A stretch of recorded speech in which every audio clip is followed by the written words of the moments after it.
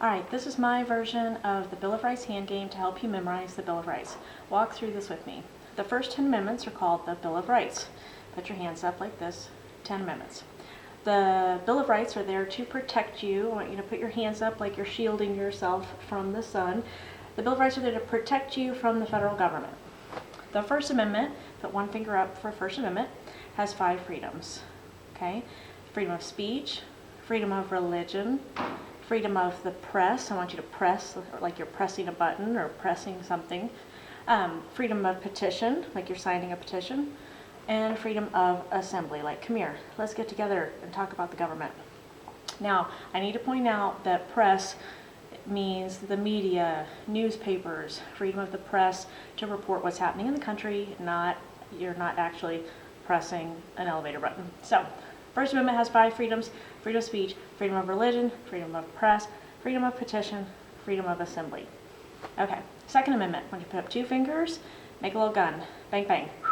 Second Amendment is the right to bear arms, not the right to go sleeveless or have bare arms, but the right to bear arms as in guns. All right, the Third Amendment. This one's kind of silly, but bear with me. I want you to take 3 fingers, make a little house over your head. This is my house. Hi, now get out, soldiers. I'm going to just kick out the soldiers. Get out of my house. Get out of my house. The Third Amendment protects you against the quartering of soldiers. Now, while this might seem unusual to you and me, because let's face it, when was the last time you had soldiers trying to sleep in your house? The Founding Fathers remembered the Quartering Act. They weren't a big fan of it, and after including it in the grievances of the Declaration of Independence, they wanted to make sure that the federal government knew there were not going to be soldiers quartered in our houses. So, that's the Third Amendment.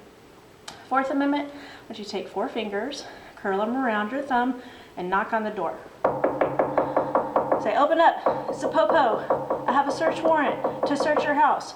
The Fourth Amendment protects you against unreasonable search and seizure. That's not seizure as in I'm having a seizure, but that's seizure as in the taking of your property. So, Fourth Amendment, open up, it's po-po, I have a search warrant against unreasonable search and seizure. Okay, the Fifth Amendment, this is my personal favorite, is your right to remain silent. So take 5 fingers, cover your mouth. I have the right to remain silent. Now, whenever your teachers tell you that they would like for you to exercise your Fifth Amendment right, what they're actually saying is they wish you would be quiet. But your Fifth Amendment right is against self-incrimination. Basically, you don't have to testify against yourself, and that's called the right to remain silent. I like to put a second hand over my mouth because the Fifth Amendment also talks about double jeopardy. It says you can't be tried twice for the same crime. So when I do the Fifth Amendment, I say the right to remain silent, and the right against double jeopardy. Can't be tried twice. So I just do it a second time like double hands. Okay, the Sixth Amendment is going to be 6 fingers, and those are the rights of the accused. If you're accused of a crime, you have a right to a speedy trial. So I point to my watch, and I think even in this day and age, you still know what a watch is, although most of you probably use a cell phone. But point to your watch and say, oh, where's my lawyer? The jury's coming in. My speedy trial's about to start.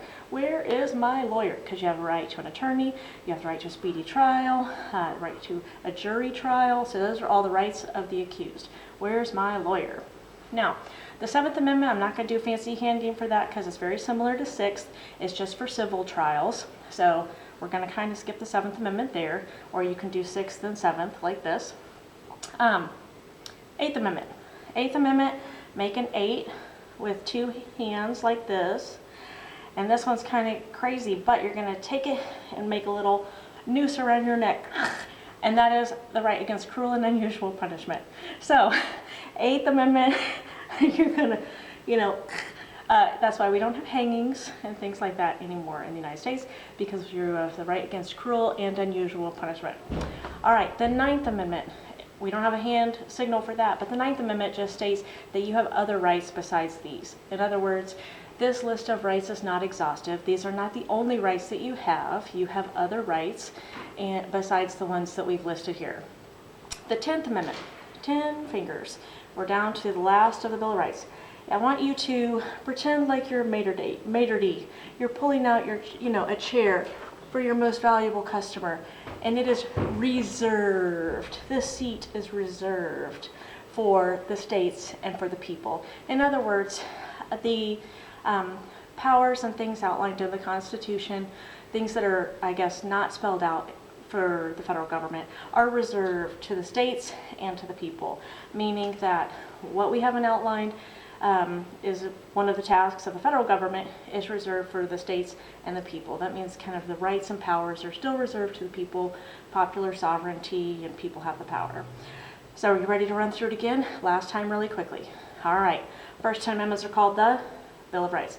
Bill of Rights are there to protect you from the federal government.